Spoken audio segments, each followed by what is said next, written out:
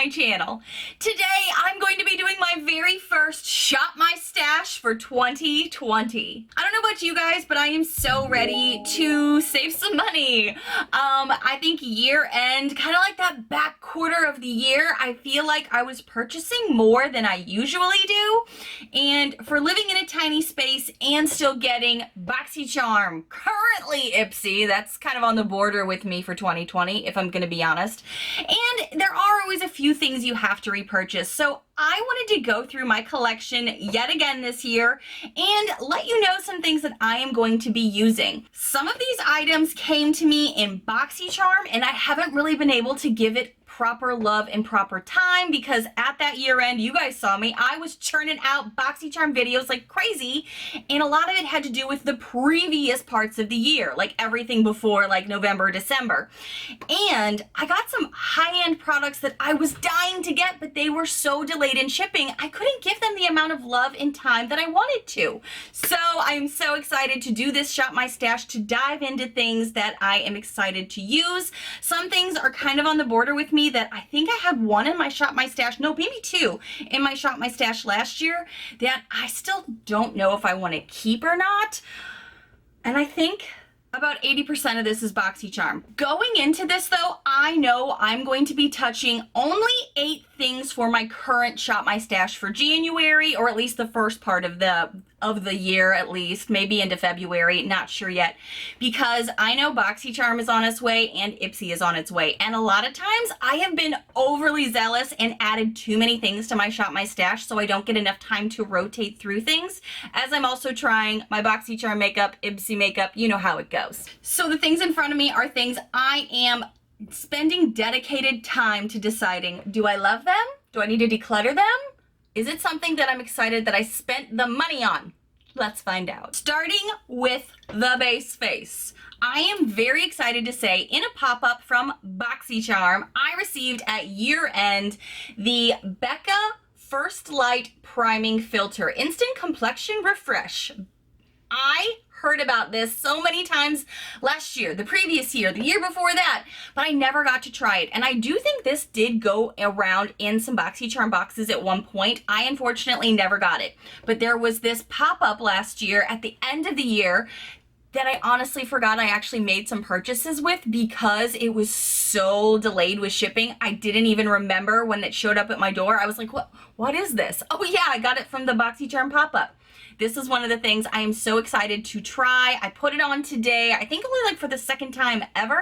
And so far, I enjoy it, but you know how my skin is. It's fickle, it changes, and I need to give things like this longer time, longer wear tests. So stay tuned to see how this works for me and my skin. The next thing I'm going to talk about is also something I got from the Boxycharm pop-up, and I did briefly, very quickly, mention it in one of my year-end Boxycharm videos because I already think this is a hit home run product for me.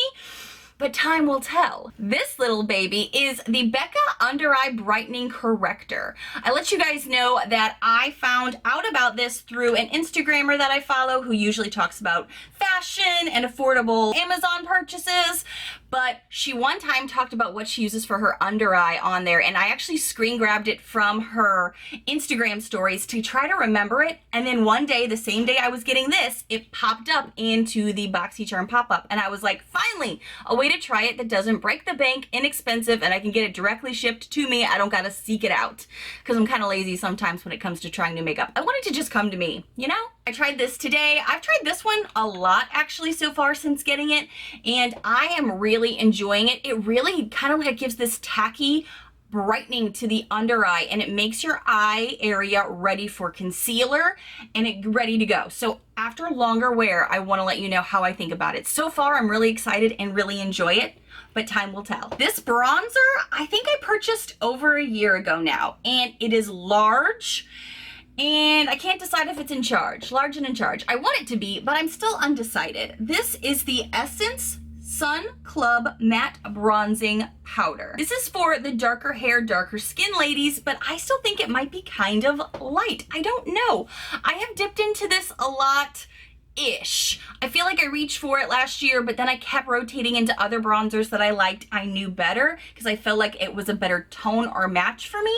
So I've just kind of decided I keep moving this around in my beauty space, or when I have to deal with it. It's so large compared to my other bronzers. Let me show you. Other things that I love and use in my collection are like half its size. So I feel like this is taking up a lot of drawer space, and I'm having a hard time closing my drawer if I try to stand this up, so I have to lay it down and then I forget about it. There's a whole mess behind the scenes here. I'm trying to get it all cleaned up. So this product is kind of on the bubble with me because I've never fully fallen in love with it, like I have some other bronzers that I've told you guys about that I hit a ton of pan on this past year. So I really need to make a decision. Do I want to keep this, or is this something that I just kind of need to let go of? We're gonna find out soon, hopefully. This product came to us in a Boxycharm. Boxylux, Boxycharm, I think both of them. And I do have this in the giveaway, I do believe. This is my Ciate London blush. This one is in the shade Dusk. And this really reminded me of another blush that I really love. It's the Laura Geller Baked Blush that has a little bit of a luminosity and highlight to it. Love that blush. That is my go-to blush. But in order for me to know if I like this as much as I like the other one, I need to put it more in my rotation and keep it top of mind. So this is definitely going in my first Shop My Stash for the year to decide, do I love it? Is it as good as that? Or do I just want to stick with the one that I know I love? Because I have a limited amount of space in here, so I need to figure that out. Brows. My brows have gotten a lot of attention on this back half end of the year, and I think it is because of this product that I have now circulated into my collection and morning routine for my face. Again, it's from Boxycharm. You know this isn't sponsored by Boxycharm. No one's ever sponsored one of my videos, but this is definitely something that I am really enjoying, and you guys seem to be enjoying, but I want to know if it can work well alone. Let me tell you. This is the Brow Bar True Glam Brow Makeover Kit in the shade Dark. So glad I got it in the shade Dark. As you guys know, I went darker towards the half end of the year last year, and I was figuring out my brow situation. This came in a great time. I don't need to reiterate, but I will anyway. You know that I love my iconic London Sculpt and Boost Brow Cushion. I use this a lot, especially the dark side, and I've married these two a lot. But how does this do on its own? I did just this on my brows today, and I'm trying to decide, are they too bossy? Do they look okay? And the only thing I used today was just the dark brown powder. Sometimes I like to jump in here to this too, but I was just curious about the powder. I'm experimenting, you know? Oh, I keep dropping stuff. I'm experimenting right now. I'm seeing what works well with my brows with this particular product. I have used these both together. I've used just the powder. There's some cream in here too. I'm figuring it all out right now, but I have been getting a lot of compliments on how good my brows look, and I really think that has contributed to this product. So many pieces falling out, my goodness. So far, I think this is a hit for me, but stay tuned. We will figure it out as we keep going along, because this cream product over here seems kind of light, and when I put it in my brows after I've done some powder, I'm like, is this providing contrast or is it pulling product away? Still figuring it all out, but I like it so far. This product, I'm worried I'm gonna end up decluttering, and I'm not worried about it. I just need to know if I need to declutter it, but I have it still in my collection, and I think I've had this in a Shop My Stash at least once before. I believe this is from Boxycharm, not Ipsy. This is the Eye Luster Ciate London Cream Eyeshadow. I've talked about this before. Usually I don't gravitate to a liquid eyeshadow. They tend to be chunky on me. I have really big shaped eyes, so it never tends to like lay nicely.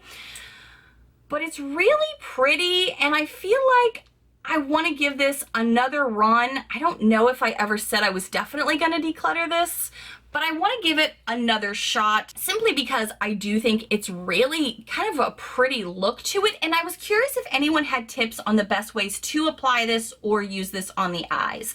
Let me know if you love stuff like this and how you make it work, because I do want to give it one more like last stitch effort to see if I can get it to work with my eyes. 2 more products left.